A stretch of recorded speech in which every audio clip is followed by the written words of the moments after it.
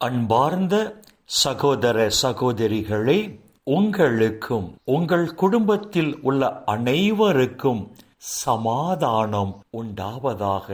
ஆமேன். அன்பார்ந்த சகோதர சகோதரிகளே, இன்றைய நாளின் தியானத்திற்காக நாம் எடுத்துக்கொண்ட இறை வார்த்தை புனித பவுல் கொரிந்தியருக்கு எழுதிய முதல் திருமுகம் 2ஆம் அதிகாரம் 15வது இறை வார்த்தை.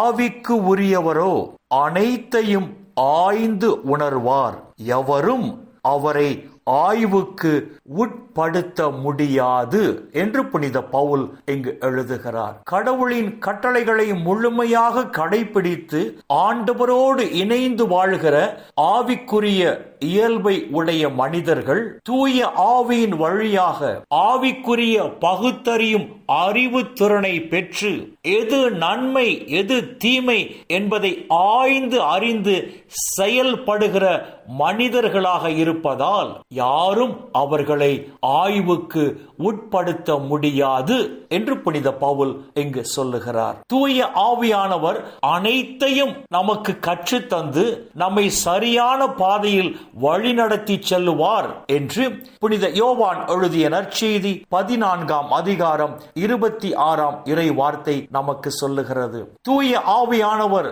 எது நன்மைக்குரிய செயல்கள் எது தீமைக்குரிய செயல்கள் என்ற உண்மையை நமக்கு வெளிப்படுத்தி நன்மைக்குரிய செயல்களை நாம் பற்றி கொண்டு வாழும்படி செய்து நம்மை நிறைவான பாதையில் வழிநடத்தி செல்லுவார் என்று புனித யோவான் எழுதிய நற்செய்தி 16ஆம் அதிகாரம் 13ஆம் இறை வார்த்தை நமக்கு சொல்லுகிறது. அன்பார்ந்த சகோதர சகோதரிகளே, தூய ஆவியானவர் நமக்கு அனைத்தையும் கற்றுத்தந்து நம்மை சரியான பாதையில் வழிநடத்தி சென்று நிலை வாழ்வை நாம் சொந்தமாக்கிக் கொள்ளும்படி செய்வதால் அந்த தூய ஆவியோடு இணைந்து வாழ வேண்டும் என்று புனித யோவான் எழுதிய முதல் திருமுகம் 2ஆம் அதிகாரம் 27ஆம் இறை வார்த்தை நமக்கு சொல்லுகிறது.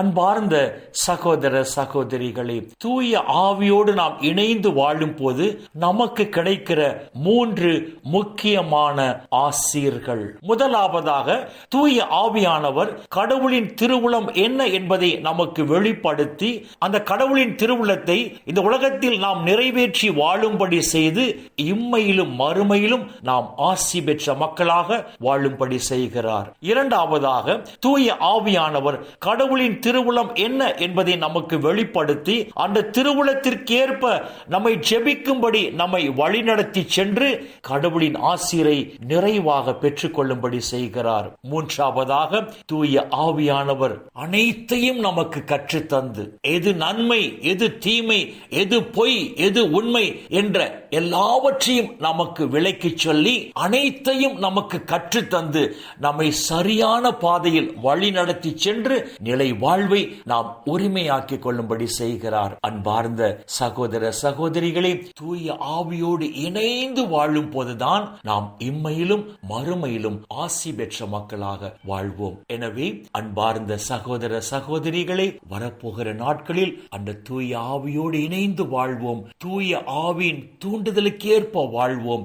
அப்பொழுது இம்மையிலும் மறுமையிலும் நாம் ஆசி பெற்ற மக்களாக வாழ்வோம். இந்த இறை சிந்தனைகளோடு நாம் ஜெபத்திற்குள் கடந்து செல்வோம். எங்களை நேசிக்கிற நல்ல பிதாவே, அப்பா, இந்த உலகில் இன்னும் ஒரு நாளை எங்கள் கண்கள் காணும்படி செய்தீரே, உம்முடைய கிருபைக்கு நன்றி சொல்லுகிறோம். விண்ணக ராஜ்யத்தை உரிமையாக்கிக் கொள்ளும்படியாக உம்மால் தேர்ந்து கொள்ளப்பட்டு பெயர் சொல்லி அழைக்க பெற்ற நாங்கள் வரப்போகிற நாட்களில் தூய ஆவியோடு இணைந்து அந்த தூய ஆவின் தூண்டுதலுக்கு ஏற்ப உமக்கு உகந்த நறு மனம் வீசும் மலர்களாக இந்த உலகில் நாங்கள் மலரும் போது, அப்பா, இந்த உலகிலும் தேவரீர் எங்களை ஆசீர்வதித்து இந்த உலக வாழ்வின் முடிவில் நிலை வாழ்வையும் எங்களுக்கு பரிசாக தருவீராக.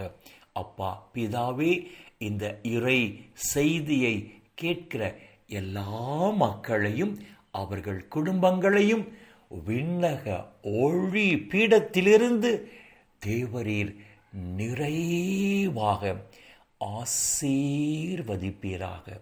அப்பா, இந்த இறை செய்தியை கேட்கிற உம்முடைய பிள்ளைகள் உம்முடைய நிறைவான ஆசீரால் மன நிறைவோடு, மன மகிழ்ச்சியோடு, மன அமைதியோடு, நலமோடு வாழ கிருபை செய்வீராக.